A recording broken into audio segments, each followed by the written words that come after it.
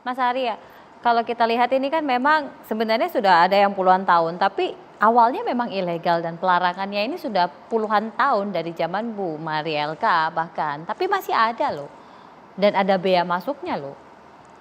Berarti Ya, kan, saya jawab yang faktual problem dulu yang dihadapi oleh kawan-kawan pelaku pedagang usaha kecil, menengah, mikro, bahkan gurem, kecil-kecil ya. Yang penting harus tidak mengalami kerugian, itu dulu ya. Nanti saya akan bicara dengan Kementerian UMKM dan Kementerian Perdagangan bagaimana mengatasi yang saat ini barang bekas atau baju bekas impor ini ada di tangan pedagang ya. Ini harus kita selamatkan, cut off barang yang ada di pedagang ya. Kemudian mata rantai selanjutnya kita kembalikan pada aturan yang sebenarnya sudah diatur di Peraturan Menteri Perdagangan nomor 40 tahun 2022 yang merupakan perbaikan dari Peraturan Menteri Perdagangan nomor 18 tahun 2021 tentang larangan ekspor dan impor barang-barang bekas. Dan pakaian merupakan barang yang dilarang untuk diimpor. Berarti ini barang ilegal, kalau dilakukan berarti ada pidananya. Tidak ada pedagang yang salah ya. Ini hanya mata rantai tadi, hanya sekedar mengais untuk mendapatkan, tidak ingin kaya. Dia hanya untuk bertahan hidup. Jadi menyalahkan pedagang itu tidak benar.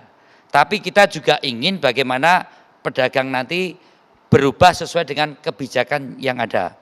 Maka saya berharap, saya dari Komisi 6 segera akan memanggil Kementerian Koperasi dan UKM serta Menteri Perdagangan yang pertama menyelamatkan para pedagang-pedagang yang saat ini faktual dia membawa barang yang dia kulak.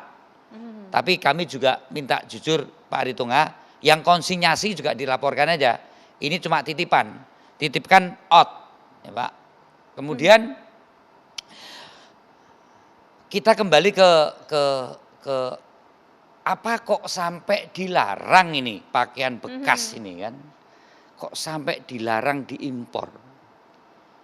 Ya intinya kita ini bukan penampung bangsa pakaian bekas. 270 juta rakyat Indonesia ini mampu untuk mengadakan ya, atau bangsa ini jangan sampai dianggap tidak mampu mencukupi kebutuhan sandangnya. Ada kesan ya, dengan impor barang bekas, bangsa ini ya kan, republik ini tidak mampu mencukupi untuk kebutuhan yang sangat primer yaitu pakaian. Dan 270 juta rakyat Indonesia ini semua berpakaian. Jangan sampai seolah-olah kita ini tidak mampu mencukupi kebutuhan pakaian atau sandang.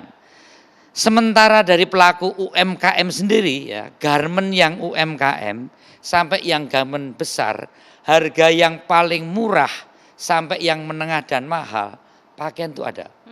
Pakaian itu ada. Memang pasca pandemi ini struktur pasar berubah. Semua pengen cari harga murah. Ya, harga murah dan kita itu paham. Dan tentunya dari Perstekstilan juga sudah terus mengaudit, dari garmen juga langsung diaudit. Saya juga akan minta dari Kementerian Koperasi insentif-insentif apa supaya tadi yang dikatakan oleh Pak Aritonga. Ini harga pakaian kita ini kalah bersaing dengan pakaian jadi yang datang dari China. Ini penting ini. Pakaian Cina ini seperti apa, ya kan? Kok dia punya kos produksi yang bisa sampai di sini dengan harga yang lebih murah. Karena terus terang, bicara yang agak lebih filosofis, kalau kita ini menjadi sampah dari pakaian bekas dari Cina dan Jepang, kita ini menurunkan martabat bangsa kita, ya, menurunkan martabat bangsa kita. Dan saya berharap kalau sudah presiden bicara, ya, ini seluruh jajaran stakeholder harus bergerak. iya Menteri Perdagangan, iya Menteri Koperasi, iya Polri, iya kemudian TNI Angkatan Darat, iya kemudian Ditjen Perhubungan Laut, karena barang bekas ini kan paten. Baik. Yang masuk dari Nunukan itu siapa, dari Malaysia. Yang masuk dari Kepri itu siapa, biang keroknya. Yang masuk dari Timur Timur, biang keroknya siapa. Ditampung di Bandung, Baik. kemudian distribusikan ke Indonesia. Ini kan tidak usah terlalu sulit. Ya. Jadi saya berharap dengan Presiden yang bicara, maka Kapolri, Bea Cukai, Departemen Perdagangan, Departemen Koperasi dan UKM yang untuk menolong para pedagang, kemudian Ditjen Perhubungan Laut, ini tahu ini jalan tikus untuk masuk yang sudah bertahun-tahun. Jangan menyalahkan mereka, ini kan hulunya.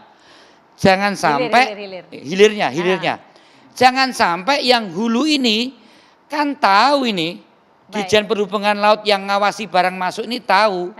Kemudian TNI Angkatan Darat tahu yang masuk dari Malaysia itu siapa. Saya berharap karena Presiden yang sudah menyampaikan harus segera diadakan rapat khusus untuk cut di hulunya. Harus segera dilakukan tindakan tegas agar cut di hulunya. Nah, Kemenkop tadi sudah upayakan jangan dibakar di depan kita seolah-olah yang diambil dari para pedagang kecil. Nah, apa yang juga diharapkan oleh Pak Ade, termasuk juga upaya yang dilakukan oleh kantor staf presiden untuk bisa terus mendorong strategi yang pas dan untuk persoalan semuanya. martabat bangsa. Sesaat Jangan lagi tetap sampai bersama jadi kita. sampah barang bekas kita.